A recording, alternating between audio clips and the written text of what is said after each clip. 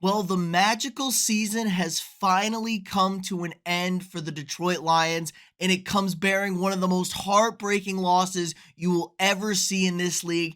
And the second guessing was beginning while it was taking place, an all time collapse from the Lions. But is head coach Dan Campbell the guy to blame? I mean, it was an incredible meltdown from a team that had the magic on their side all season. This team had every bit of mojo. They were all grit, all tenacity, and it looked like it was an easy ride. They hadn't had a home playoff game in 30 plus years. They win back-to-back playoff games. They're in the conference championship game for the first time since 91, and they storm out to a 24-7 lead.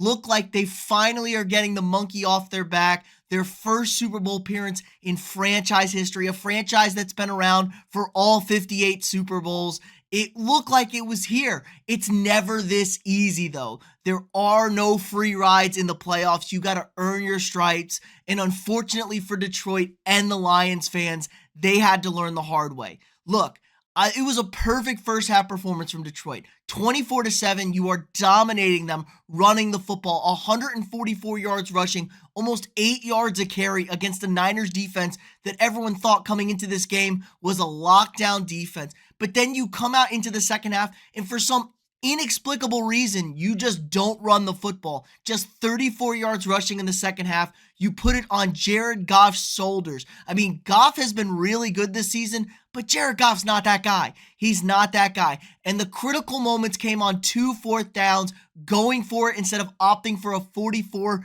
and 48 yard field goal. Now, I'm going to give Campbell a little bit of leeway here, especially on that first field goal. I know if you kick that field goal, you go up 3 scores. But really, I mean, Michael Badgley, not a trustworthy kicker. He didn't trust his kicker. I was saying it watching this game. He had no trust in his kicker. And the numbers now back it up. Badgley was only on the Lions for 5. This was his 6th game, so 5 games before that. He had made just 5 field goals. All of them indoors, though. Every single kick indoors. This was his first outdoor game for them. And his numbers from 45 to 49 outdoors are not good. He's about a 50% kicker from those numbers. And they're outside, guys. He's really, really not that good. And he hasn't made one since 2020. So he's a horrendous outdoor kicker, especially at longer distances. That's why they went for it. I just had a real problem with the play call. This is a Lions team that is pounding the rock, grinding the Niners. They really had no momentum in this game, San Francisco, even though they had gotten the field goal to start off the half. You could have buried this game, and you buried this game by running the football. I've seen them run the ball on 4th and 6. Pick it up. They ran the ball on 3rd and 12 to pick it up at the end of the first half. Yet they opt for a weird pass to Josh Reynolds, who's a marginal NFL wide receiver, and he drops the football. Really, just blows it. They give the Niners life. You go down, you give up the score. Now you think he's going to do the right thing. He hands the ball off to his premier stud rookie, Jahmyr Gibbs. The handoff's a little awkward. Gibbs then gets stripped, and it's all a snowball from there. Just an incredible 17-point collapse in the third quarter, essentially. You can't blame him. Gibbs, I've never really seen a team in a playoff game, in an NFC championship game, no less, just completely implode on him. They start moving the ball again. Another drop pass by Josh Reynolds. It's just an all-time stuff. But they settle into the game. They're down 3 points. There's 7:30 left in this game. They get to another 4th down. It would be a 48-yard field goal, and he opts to go for it again. Another awkward rollout, terrible pass play call. I thought Ben Johnson was great in the first half, but really tried to outthink the room. He's up for a head coaching job in Washington and Seattle, probably Washington. And I thought he was abysmal with those play calls. Another situation where maybe you could have, designed a play for Amon-Ra St. Brown or Sam Laporta, maybe Jahmyr Gibbs on a swing pass. No, let's not try and find weird plays going to nobody or Reynolds. Like, just all-time bad stuff right there from the Lions. But you have to kick this field goal if you're Dan Campbell. I know the analytics say 0.2% more likely to go for it to win the game. It's 4th and 3. It's 47% from NFL teams from 4th and 3 since 2013. The Lions were a 52% 4th down team this season. They had the second most conversions and the second most attempts. So they were a pretty decent 4th down team. That's where they've cut their teeth. They're hyper aggressive. hyperactive. They go for these things. But you're down 3 points. You got to take the proposition of kicking the field goal and tying the game. What happens? You don't get it. The Niners march down the field, score a touchdown, and that's all she wrote. You get the touchdown with 56 seconds left. I mean, pathetic. How do you score 24 points against, a defense that's been reeling and then get shut out for 29 minutes in the second half? It's just unfathomable to think about. But this is where you learn. Dan Campbell talked about it after the game. I'm not going to put all the blame on him, but at some point you have to stop relying on this is who we are. These are just what the analytics say. Look at Brandon Staley. It got his ass fired. I like being aggressive when you're a bad team.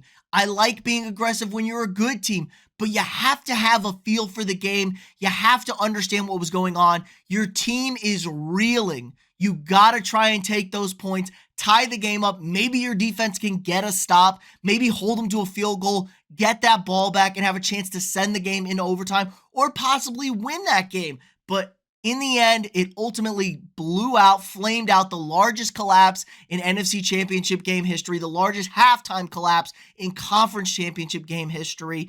Dan Campbell talked about, like he said, how hard it's going to be for this team to get back there. They do have a good bit of cap money. They got to re-sign their entire defense, which was pretty shit on the back end, so I'm okay with letting those guys go. You have guys like Amon-Ra St. Brown, who's got to get paid. Goff is making a ton of money. He's coming up due again, and he's going to want to get paid, man. 2 conference title games with 2 different franchises. There's a lot of things on the table, and the NFC North will never be as bad as it was last year for the Lions. Jordan Love looked like an emerging star at quarterback. Caleb Williams coming in probably as the first overall pick, and the Vikings possibly re-signing Kirk Cousins, who was hurt for most of the year.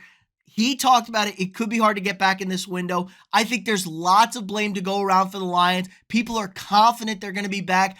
I'm not so sure. Ben Johnson going away. He's been great the last 2 seasons for them calling plays.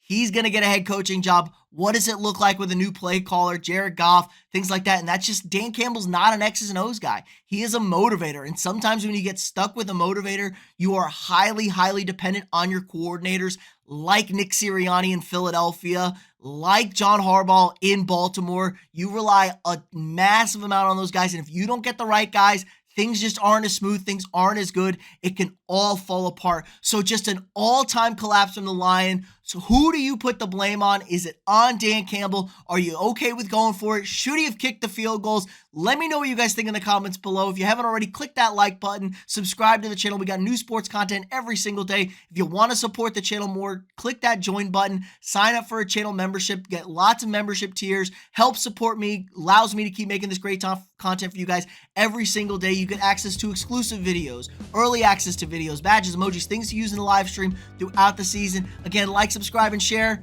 and I'll see y'all tomorrow.